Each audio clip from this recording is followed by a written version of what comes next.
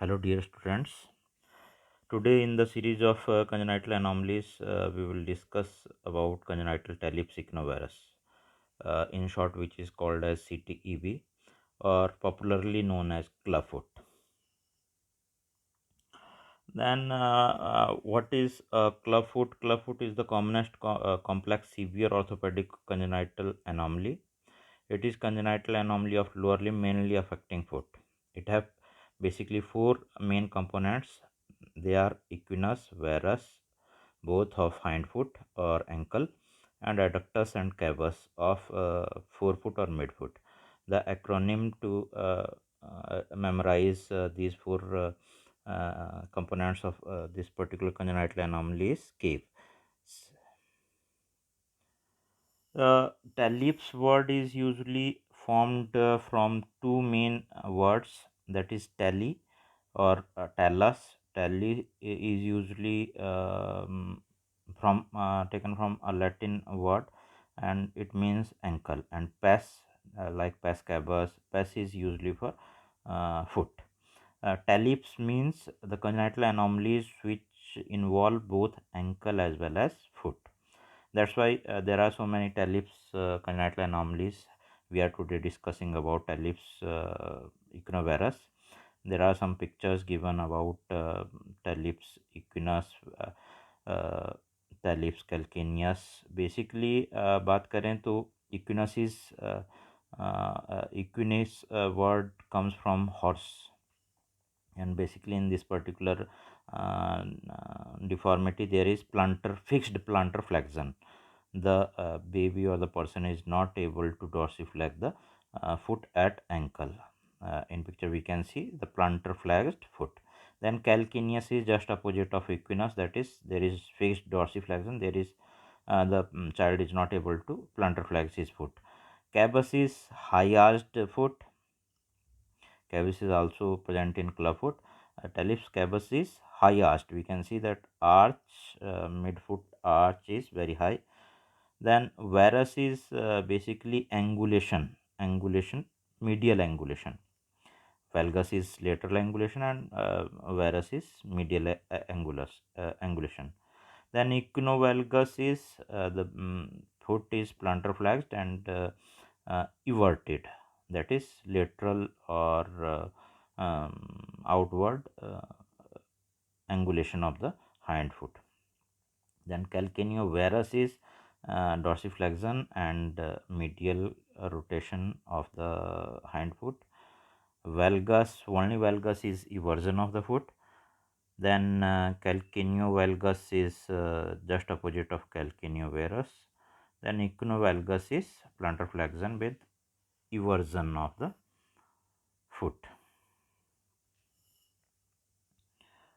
Sorry. Then talking about incidence, uh, it is one of the commonest congenital anomaly which requires some orthopedic management, and incidence is around 1 per thousand live births worldwide. It is more commonly found in Western countries and in Africo-American populations. Somewhat less incidence is found in Eastern Asian countries like Japan or South Korea. India have incidence in between these two Western and Eastern countries, and this particular disease is more commonly found in boys with around a ratio of 2:1. Girls are affected half of the boys. In etiology, as such, like other congenital anomalies, clubfoot is also caused by some genetic and environmental interactions. Previously, it was thought that there is polygenic inheritance of this particular disease. Now, some single gene were also isolated, which have penetrance up to 33%. Environmental factors की बात करें तो देखा गया है कि जो foetus है वो 11 वीक्स तक जो उसके lower limbs are in the position of Talipes equinovarus, and that is called physiological clubfoot.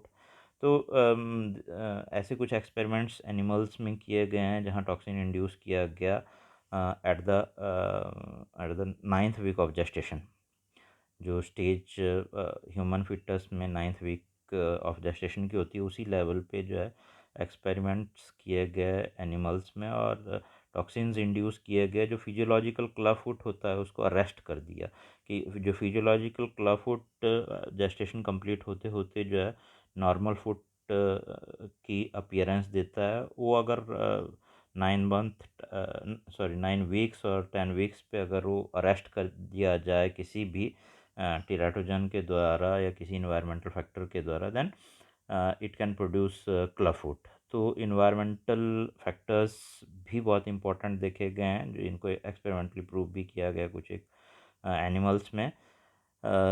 one of the environmental factor known environmental factor is smoking by mothers during pregnancy is known to cause clubfoot, जैसे कि cleft lip, cleft palate भी smoking से हो सकता है। इसके अलावा एक और स्टडी में देख रहा था जिसमें इन्वायरमेंट में देखा गया था कि the babies born between December and March was having more incidence of this clubfoot. So there is something related to environment कि जो प्रेगनेंसीज मार्च से जून तक हुई, जो कंसेप्शंस, उनमें जो है इंसिडेंस हाई हुआ है। They will born from December to March, and December to March में जो बॉर्न बेबीज हैं उनमें इंसिडेंस ज़्यादा देखा गया। देन पैथोजेनेसिस की बात करें तो it is not very clear, there are so many hypothesis. The basic accepted और basic more accepted hypothesis says that clubfoot is caused by modified this myofibroblast forming baby collagen fibers, कि कुछ myofibroblast जो है modify हो जाते हैं और उस कारण से जो है वो कोलेजन फाइबर्स बनाते हैं, जिसको क्रिम्प कहते हैं। And this crimp usually results in shortening of and contracture of various ligaments, soft tissues और मसल्स एंड इवन बोन्स। तो these are some ligaments and muscles and bones involved in pathogenesis. So here we can see that short tendons are lengthened and और 4 foot के short जो tendons होते हैं वो lengthening हो गई, और हाइंड फुट के जो लॉन्ग टेंडन्स थे they are shorten, that's why it results in this particular type of shape of the foot. Clinical features की बात करें तो the foot looks like bean shaped foot होता है। Prominence of head of the talus on lateral aspect, यहाँ पे हम देख रहे हैं इस वाली इमेज में कि लेटरल एस्पेक्ट पे टेलस की हेड को आप जो है प्रोमिनेंटली देख सकते हैं। Then medial plantar clefts and deep posterior clefts, the prominence है मीडियल क्लेफ्ट की, ऊपर वाली इमेज में हम देख सकते हैं कि medial planter cleft is very deep. Then there is absence of normal creases over insertion of tendo Achilles, जो Achilles टेंडन होता है it is very tight, and उसके ऊपर जो क्रीजेस होती हैं वो एबसेंट होती हैं इसमें। Calcaneal tuberosity is situated at higher level and calcaneum not easily palpable in the pulp of heel. तो calcaneum भी थोड़ा सा डिस्प्लेस्ड हो चुकी होती है मीडियली, और जो उसका ट्यूबरोसिटी है वो हाई लेवल पे होती है, और उसको पाल्पेट करना आसान नहीं रहता है कैल्किनियम को। Then there is atrophy of calf muscles and sometime internal tibial torsion, जब ऊपर तक जो एनॉमली होती है तो उसमें tibial, even sometime knee and femur में आल्सो बी इन्वॉल्व। तो बेसिक जो चीज़ है टेलिप सिग्नोवायरस जिसको बोलते हैं हम CTEV, इसमें 4 बेसिक डिफॉर्मिटीज़ होती हैं एंकल और फुट में, और 4 जो बेसिक डिफॉर्मिटीज़ हैं they can be memorized by cape, जिसमें कि इक्विनस सबसे पहली बात करें। इक्विनस तो जो एंकल है it is fixed in plantar flexion position due to medial rotation of the talus or shortening of the talus, और वेरस जो है it is medial angulation at heel. तो दो डिफॉर्मिटीज़ जो हैंड फुट की, एंकल और heel की हो गई, इक्विनस एंड वेरस। एंड जो 4 फुट और मिड फुट की डिफॉर्मिटीज़ हैं उसमें cavus is high arched, mid foot जो है आर्चेस हाई होती हैं। देन एडक्टस इज़ जो 4 फुट है वो it is somewhat medially deviated, कि जो 4 फुट देखेंगे हम वो मीडियली डेविएटेड हुआ होगा। जैसे इसमें देख रहे हैं हम कि हाई आर्च्ड है, मिड फुट में जो आर्च है वो हाई है। 4 फुट जो अगले वाला फुट का पार्ट है वो जो है मीडियली डेविएटेड है, दैट इज एडक्टस। और हाई आर्च जो है कैबस है। पीछे देखेंगे तो ankle is not in 90 degree जो फ्लेक्जन में रहता है या बीच में रहता है डॉर्सी फ्लेक्जन और प्लांटर फ्लेक्जन में, उससे ज़्यादा प्लांटर तरफ को डेविएटेड है, that is fixed plantar flexion. Equinus है।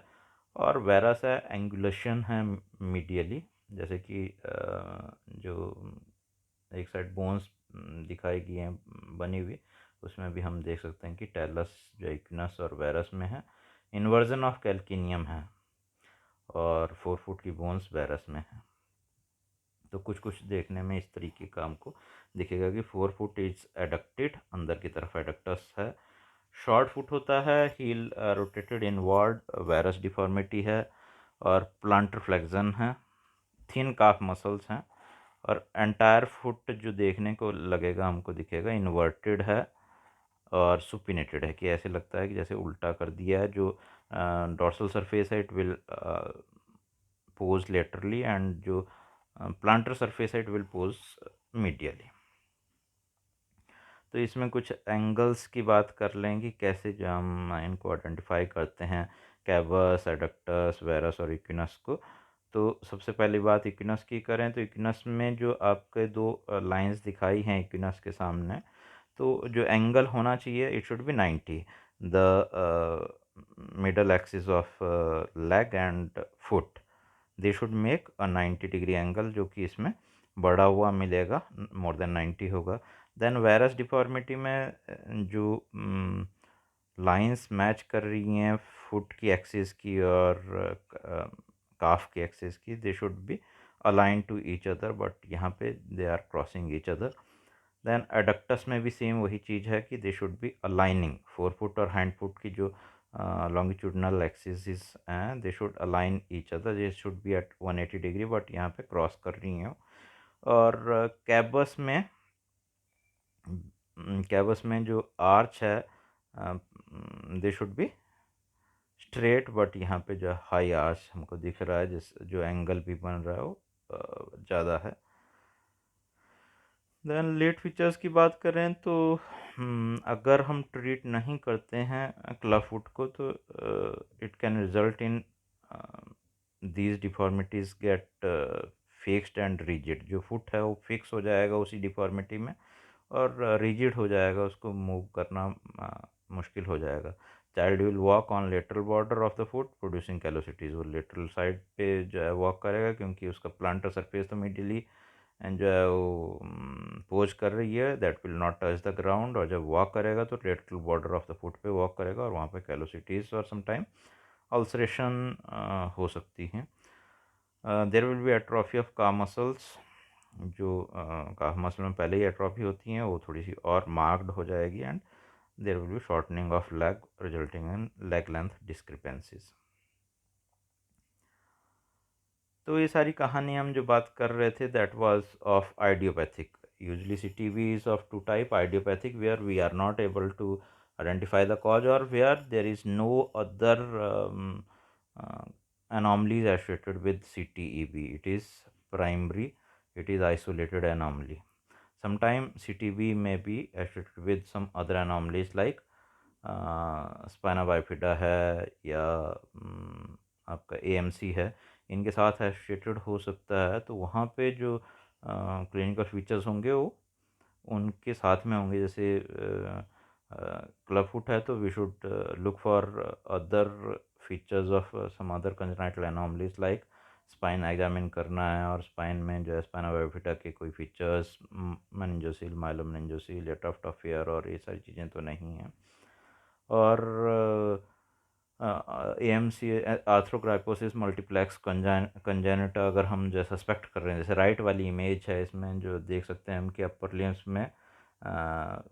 लिम्स में स्ट्रिक्चर्स हैं, शोल्डर मसल्स जो हैं हाइपोट्रोफिड हैं, एट्रोफिड हैं शोल्डर की मसल्स, आर्म की मसल्स। और इवन आप ध्यान से देखेंगे तो जो हैंड है वो फ्लेक्सन में, रिस्ट पे फ्लेक्सन पे है, और जो फिंगर्स हैं वो भी फिक्स्ड फ्लेक्सन में रहती हैं, they are not able to move. और इसका एक फुट आपको क्लियरली दिख रहा है राइट वाला कि उसको दोनों में है इसको CTEV, बट राइट में यहाँ हम क्लियरली आइडेंटिफाई कर सकते हैं राइट वाली इमेज में कि it is a case of arthrogryposis multiplex कंजेनिटा।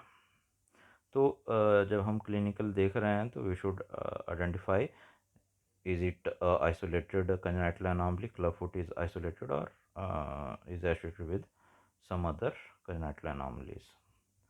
Diagnosis, essentially it is clinical diagnosis. X-ray is not routinely ordered at birth because most of the bones are not ossified. Then if X-ray is needed, it is usually taken at 3 months or 4 months age. Two views are utilized, AP view and lateral view, and all these view will show decreased angle between various joints, talocanthiliar or calcaneo, the tibial joints or calcaneonavicular joints. They all will have decreased angle. This is one of the X-ray showing CTEV on right foot. Then in differential diagnosis, two basic entities we can confuse with CTEV or clubfoot.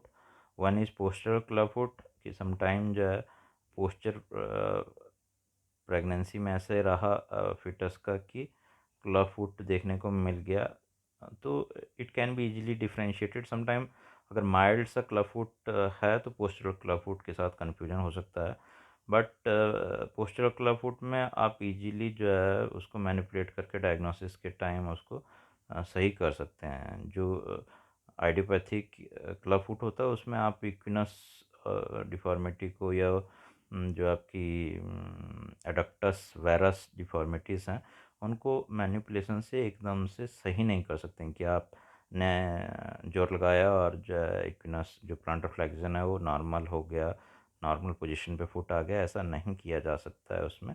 जबकि postural clubfoot में ये चीज़ें की जा सकती हैं, आप हाथ रख के जो उसको नॉर्मल पोजीशन में ला सकते हैं और वो वहीं पे ठीक हो जाएगा। तो एक तो पोस्टल क्लबफुट से डिफरेंशियल डायग्नोसिस करना है, दूसरा जो है डिफरेंशियल डायग्नोसिस होता है congenital metatarsus एडक्टस।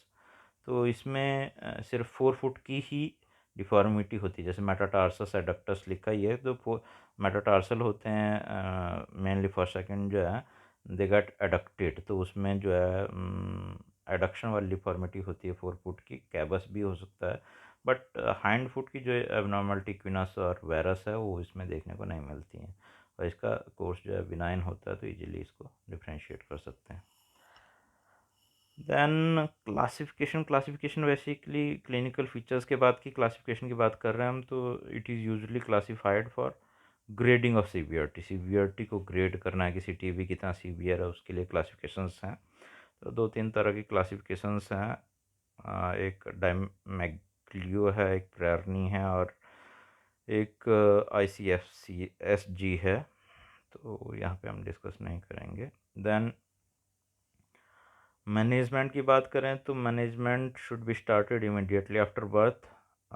There is serial plastering and then bracing is done to correct deformity. Most common technique जो आजकल यूज़ की जाती है that is known as Ponseti method of serial casting, और इस मेथड में 4 बेसिक नीड्स पे जो है काम किया जाता है। सबसे पहला जो है मैनिपुलेशन की जाती है टू अचीव करेक्शन, मैनिपुलेट करते हैं पैर को जो है फुट को कि उसको नॉर्मल पोजीशन में लाया जा सके। जब मैनिपुलेट कर लिया है तो उस करेक्शन को जो है कास्ट कर देते हैं, उस पर्टिकुलर पोस्चर को कास्ट कर देते हैं, उसमें POP बांध देते हैं, कास्टिंग कर देते हैं। देन कास्ट जब करेक्ट हो गई प्रॉब्लम, जैसी TB हमने करेक्ट कर लिया, जो डिफॉर्मिटी थी वो करेक्ट हो गई, तो वो दोबारा ना हो उस रिलैप्स को प्रिवेंट करने के लिए ब्रेसिंग करते हैं। और अगर बाय चांस ब्रेसिंग सही से बच्चे ने फॉलो नहीं करा है, पेरेंट्स ने फॉलो नहीं किया, रिलैप्स हो गया है, रिक्रेंस हो गई है, तो उसकी ट्रीटमेंट। तो ये 4 चीज़ें जो हैं इसमें जो मेथड पॉन्सेटी मेथड है इसमें की जाती हैं। तो कास्टिंग की बात करें तो कास्टिंग में जो है अब हम नी प्लास्टर्स बांधे जाते हैं और नी जो है फ्लैक्स्ड पोस्चर में 90 डिग्री फ्लेक्शन में जो है, जैसे कि दिखाया भी है इमेज में, नी आर एट 90 डिग्री फ्लेक्शन। जो प्लास्टरिंग करेंगे हम अब नी तक करेंगे और 90 डिग्री फ्लेक्शन में नी रहेगा। All deformities are addressed simultaneously. सारी डिफॉर्मिटी, ऐसा नहीं है कि सिर्फ एडक्टस करेक्ट किया हमने प्लास्टर में, सारी डिफॉर्मिटी को इकट्ठा करेंगे, इकट्ठा एड्रेस करेंगे। एडक्टस कैवर्स दोनों को जो है फोर्सफुली हम मैनुअली करेक्ट करेंगे और फिर ऊपर से प्लास्टर बांधेंगे। जो मेन फलक्रम ऑफ मैनिपुलेशन है दैट इज़ टेलर हेड के आसपास जो लगा के सारी चीज़ें की जाती हैं। Then this casting is done weekly for at least 4 to 8 weeks। जो है एक हफ्ते के लिए लगाया, फिर एक हफ्ते बाद खोल के फिर मैनिपुलेट किया और फिर से लगाया। धीरे धीरे क्या होगा कि जो है पैर सीधा होने लगेगा। मैनिपुलेशन को हम जो है रिटेन करने के लिए प्लास्टर लगा रहे हैं और धीरे धीरे जो मैनिपुलेशन से हम पैर सीधा कर लेंगे।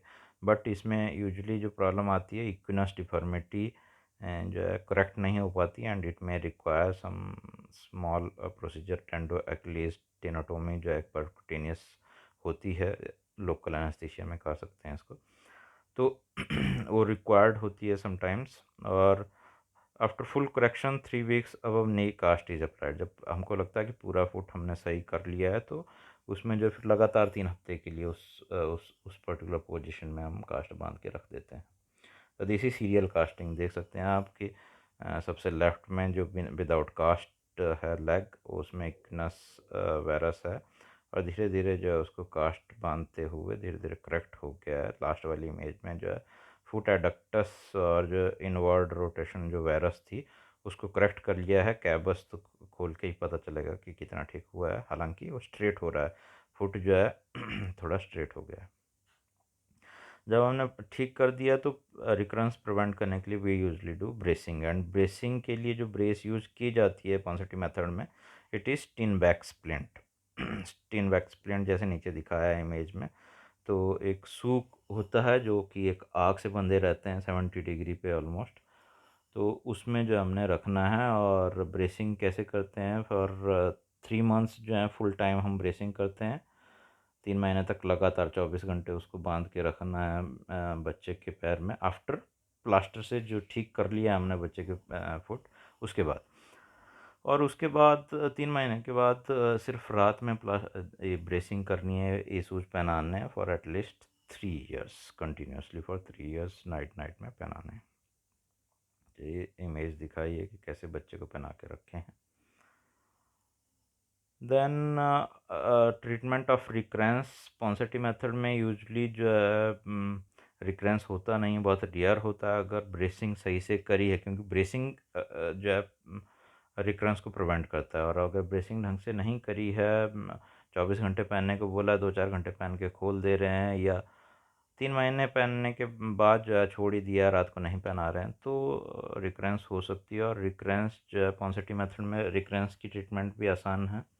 इक्नस के लिए वही जो सर्जरी पहले बात करी थी वही होगी। माइल्ड अगर रिकरेंस है तो सेम वैसे ही जो है सारी ट्रीटमेंट होगी कि सीरियल कास्टिंग करेंगे, ब्रेसिंग करेंगे। और अगर सीवियर है रिकरेंस, देन जो सर्जिकल प्रोसीजर पहले किया जाता था, जो प्रोसीजर था पोस्टीरियर मेडियल, जो रिसेक्शंस होती थी posterior medial soft tissue resection, तो उसको किया जाता है, पर सीवियर प्रोसीजर्स में किया जाता है। तो this was all about club foot in modern science. Ayurveda की बात करें तो आयुर्वेद में हमने पहले भी बात करी थी कि पंगुता, this is if unilateral it is खंज एंड इफ बायलेटरल देन पंगुता। पंगुता यूजली यूज़ किया जाता है कि लोअर लिम्स में कोई डिफॉर्मिटी है या लोअर लिम्ब अपना फंक्शन नहीं कर पाता है, देन इट इज़ पंगुता। और खंज यूनिलेटरल है तो खंज है, बायलेटरल है तो पंगुता है। तो कैसे जो है सीटीबी होता है, कंजनाइटल लोअर लिम्ब की डिफॉर्मिटीज़ कैसे होती हैं, तो उसके पीछे सुश्रुत आचार्य ने दिया है कि गर्भोपात प्रकोपेण दोहृदय बावमानिते भवेत कुब्जकोणी पंगुमुको मिनमिनम एव वा, कि गर्भ में विकृतियां इस तरह की कुब्जता होना, या कूनी होना, हाथ से प्रॉब्लम होना या पैरों में प्रॉब्लम होना, पंगुता होना, वो जो है 2 कारण से होता है। या तो गर्भ में बाध प्रकोप हुआ हो या फिर दोहरिद की अवमानना की है, या फिर जो विकृतियाँ उत्पन्न होती हैं उसमें उन्होंने जेनेटिक कॉज भी यहाँ लिया है। माता पितरों तु नास्तिक्यात अशुभै पुराकृतै, कि माता पिता की नास्तिक्यत से या पूर्व जन्म के उस गर्भ के पूर्व जन्म के अशुभ कार्यों से वातादीनाम प्रकोपेण गर्भे वैकृतम आपन्यात, या फिर वातादि दोष बात प्रधान है, बट और दोषों के कारण भी जो है कंजेनाइटल एनोमलीज हो सकती हैं।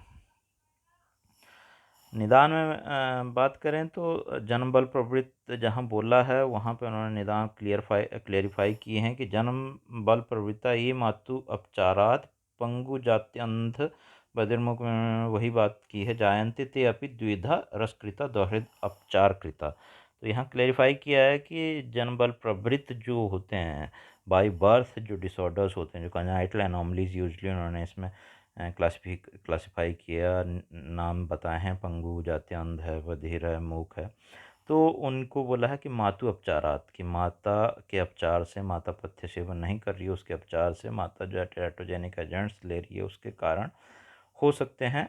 और वो 2 तरह से उसके निदान बताया, रसकृत है या तो जो है न्यूट्रिशनल डिसऑर्डर हो सकते हैं, रस से रिलेटेड हैं, या दोहरित अपचारकृत, या जो उसको जो दोहरित अवस्था हो रही है, जो डिज़ायर्स हैं उनको फुलफिल नहीं कर रहे हैं, तो उस कारण से जो है प्रोड्यूस हो सकते हैं।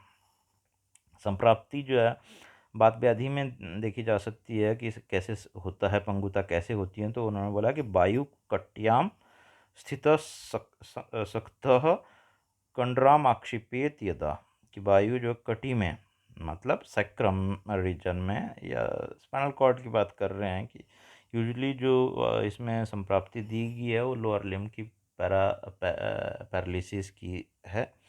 बट जैसे मेनिंगोमाइलोसिल में सीटीबी हो रहा है तो उसमें भी यही संप्राप्ति रहेगी कि कटी में स्थित होकर वायु जो है शक्ति की, थाइस की और लोअर लिम्स की कंडरा को आक्षिप्त कर देती हैं, उसमें आक्षेप ले आती है, उसको सुखा देती है। कंडरा, लिगामेंट एंड टेंडन्स की बात करी है। खंज तदा भवेत जंतु पंगु सख्तिनो द्वयो बधात, अगर एक तरफ हुआ है तो खंजता होगी, और दोनों तरफ सख्तिनो द्वयो बधात, की दोनों तरफ की लेग्स इन्वॉल्व हुई हैं तो पंगुता होगी। तो यहाँ न्यूरोलॉजिकल जो कॉजेज हैं सीटीबी के या पैरालिसिस के लोअर लिम्ब के, वो उसकी संप्राप्ति की बात यहाँ पे की गई है। ट्रीटमेंट की बात करें तो ट्रीटमेंट में प्रिवेंशन जो है, prevention is better than cure always. तो उसमें जो है प्रिवेंशन कैसे कर सकते हैं आयुर्वेद के तरीके से, तो जो प्री कंसेप्शनल या पेरी कंसेप्शनल रजीम बताई है आयुर्वेद में, कि माता पिता को पुत्रोत्पत्ति से पहले जो है पर्टिकुलर आहार विहार लेना है या पूजा पाठ करना है, जो जो भी करना है, क्या तुल्य गोत्रीय में शादी करनी चाहिए, मैथुन के लिए जो प्रवृत्ति होनी चाहिए वो किस स्त्री से होनी चाहिए, किस एज में होनी चाहिए, स्पेसिफिक एज स्पेसिफाई की 16-25, तो वो सारी चीज़ें जो फॉलो होनी चाहिए प्री कंसेप्शनल जो भी रिजीम है। पेरी कंसेप्शनल जो स्पेसिफिक बताया है कि ऋतुकाल में स्त्री कैसी रहे, क्या क्या यूज़ नहीं करना है, कि बहुत सारी चीज़ों को कॉन्ट्राइंडिकेट किया है, और कौन से टाइम जो है कंसेप्शन के लिए कौन से डे ऋतुकाल में प्रवृत्त होना है, तो उनको फॉलो करें। देन बात को मेन कल्प्रिट बताया है कंजेनाइटल एनोमलीज के लिए, तो avoid both vitiating diet and lifestyle during first trimester. गर्भिणी की मासिक परिचर्या में भी देखेंगे तो वहाँ पे जो आहार विहार बताया है वो सारा बात शामक बताया गया है। कफवर्धक हो सकता है, बात शामक है। घी दूध खाने के लिए ही बोला है, घी दूध पे ही आश्रित, जो क्षीर घृत पे ही आश्रित रहने को बोला है। तो वात वाइशिएटिंग डाइट को अवॉइड करने के लिए कहा गया है। और fulfil all the desires of pregnant female, जो दोहृत अवमानना वाली बात है उसको अवॉइड करें, दोहृत अवमानना ना करें, तो उससे हम प्रिवेंट कर सकते हैं कंजेनिटल एनोमलीज इंक्लूडिंग सीटीबी।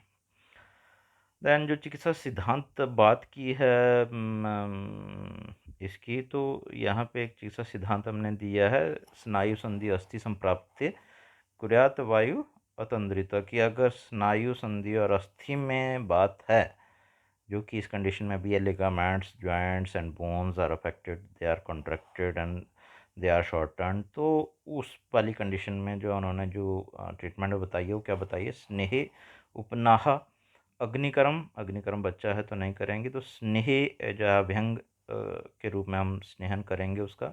उपना में local application of sedative paste जो है उपना पोल्टिस बांधना जो है उपना कर सकते हैं, या किसी और तरह का स्वेदन भी कर सकते हैं हम।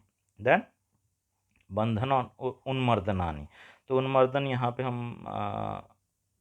उल्टा लिख दिया, उन्मर्दन यहाँ पे हम जो है बात करेंगे मैनिपुलेशन की, कि मैनिपुलेशन किया हमने पर्टिकुलर उस एरिया में, और देन वंधन कास्टिंग एंड ब्रेसिंग जो है उसकी करनी है। तो जो मॉडर्न प्रिंसिपल है उससे ही मैच करता है आयुर्वेद में जो स्नायु संधि अस्थि गत बात है, जिसके कारण सिटी भी होता है। तो स्नेहन और स्वेदन की बात अष्टांग हृदय में बोला गया है कि क्या स्नेहन और स्वेदन कैसे जो है ठीक कर सकता है वक्र और स्तब्ध अंगों को। लिखा है स्नेहाक्तम स्विन्नम अंगम तु वक्रम स्तब्धम सवेदनम, वेदना युक्त हों, वक्र हों या स्तब्ध हों, जकड़ गए हों अंग, तो उनको कैसे ठीक कर देता है कि बहुत सुख से ही जो है उनको ठीक कर देता है। जैसे कि शुष्काणि अपि ही काष्ठानि स्नेह स्वेदोपपाद पाद नई सक्यम कर्मण्यताम नेतुम किमु गात्राणी जीविताम, की जीवित आदमियों की गात्र तो क्या है, जब सूखी लकड़ी को भी हम स्नेहन स्वेदन से जो है सीधा कर सकते हैं, तो जीवित मनुष्यों की तो बात ही क्या है। तो the basic concept will be treating such type of anomalies where there is stiffness or deformity, there will be sneha and sweth because bath is basically involved। चिकित्सा सूत्र की बात करें तो बेसिकली ये चिकित्सा सूत्र सेकेंडरी सिटी पे अप्लाई होगा, या ऐसी पंगुता जिसमें कि न्यूरोलॉजिकल कॉजेस या सख्त ना जो कटी आश्रित बात की है उसके लिए है। तो भाप प्रकाश में चिकित्सा सूत्र आया है कि उपचारित अभिनवम खंजम, कि अभिनव होना चाहिए खंज, ओल्ड नहीं होना चाहिए, न्यूली जो हुआ है बहुत पुराना। जैसे नेग्लेक्टेड केसेस ऑफ सीटीवी जो है वो बिना सर्जरी के ठीक नहीं किए जा सकते हैं, वैसे यहाँ बोला अभिनव न्यू केसेस को ही ठीक कर सकते हैं हम। और उसके लिए खंजम पंगुम अथ अपि च कैसे ठीक करना है, क्या क्या चीज़ें बोली हैं, विरेक अस्थापन श्वेत गुगलू स्नेह वस्ती भी। तो ये इंटरनली ज़्यादा वो दिया है कि अगर वायु वैगुण्य जो है उसमें है, स्पाइनल कॉर्ड में कहीं प्रॉब्लम है, तो उन कंडीशंस को ठीक करने के लिए, जैसे हमने उसमें मेनिंजोसील या न्यूरल ट्यूब डिफेक्ट्स में आयुर्वेद की बात नहीं की थी, बट वहाँ पे भी यही प्रिंसिपल, एक तो अस्थि मज्जागत बात की चिकित्सा कर सकते हैं हम, और दूसरा जो है ये वाला प्रिंसिपल हम अप्लाई कर सकते हैं कि वहाँ सतत वात की चिकित्सा करनी है, जो न्यूरोजेनिक ब्लैडर है या न्यूरोजेनिक रेक्टम यूजुअली एफेक्टेड होता है माइलोमेनिंगोसिल से, तो वहाँ पे विरेचन आस्थापन स्वेदन गुल उपयोग और स्नेह बस्ती जो मात्रा बस्ती या तेल से बस्तियाँ हैं वो यूज की जा सकती हैं। स्पेसिफिक ट्रीटमेंट की बात करें तो लोकल एप्लीकेशन ऑफ वात पेसिफाइंग और मांस पौष्टिक तेल लाइक शीरबला या बला तेल, राज तेल, महानारायण तेल यूज़ करेंगे, और उसके बाद पोस्टल करेक्शन करेंगे, हम मैनिपुलेशन करेंगे। और बंध जो है टेक्निक्स, मतलब उसमें कास्ट लगाने और बंधन करने से जो वात भी पेसिफाई होता है, वात इटोलॉजी है। और रिकरेंस की प्रिवेंशन जो है हम बात पेसिफाइंग प्रोसीजर से कर सकते हैं, जो बाबा प्रकाश में दिया है उससे भी कर सकते हैं। जो रिकरेंस होता है, सेकेंडरी यूजली सीटीबी ट्रीट करना टफ होता है और उसमें रिकरेंस के चांसेस भी हाई होते हैं, तो वहाँ पे हम जो है विरेचन आस्थापन या स्नेह बस्तियाँ, गूगल का उपयोग, ये सारी चीज़ें जो है जो यहाँ बताई हैं स्वेदन, इनको कर सकते हैं, जिसमें अभ्यंग स्वेदन बस्ती जो हम अप्लाई कर सकते हैं। तो this is how we can treat CTB through Ayurveda as well. और वेरियस कंजाइनल एनोमलीज में भी ऑलमोस्ट यही ट्रीटमेंट प्लान हमारा जो है चलेगा। तो this is all about club foot और सीटीबी जो कि आपके सिलेबस में है। कोई भी क्वेरीज हो तो हमें व्हाट्सएप